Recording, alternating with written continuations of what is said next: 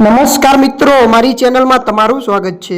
મિત્રો, શ્રી કૃષ્ણ ભજનદેવ હનુમાનજી મંદિર દ્વારા કિંગ ઓફ સાળંગપુર પ્રતિમા વિશિષ્ટ વાઘા શણગાર અને અન્ય સર્જનાત્મક કૃતિઓના કોપીરાઇટની નોંધણી કરવા મામલે નવો વિવાદ સામે આવ્યો છે।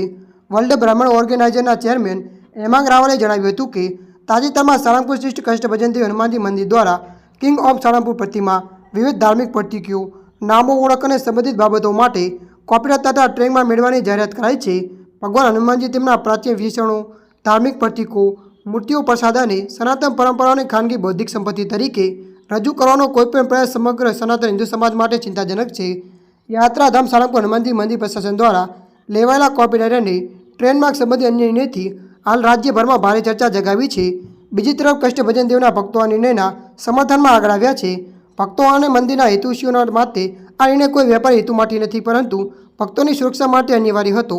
છેલ્લા કેટલા સમયથી ડિજિટલ પ્લેટફોર્મ સાળંગપુર મંદિર નામે મોટો દુરુપયોગ થઈ રહ્યો હોવાની ફરિયાદ ઉઠી હતી। મંદિરના સત્તાવાર નામનો ઉપયોગ કરીને નકલી ઓનલાઈન પ્લેટફોર્મ ઊભા કરવામાં આવ્યા હતા।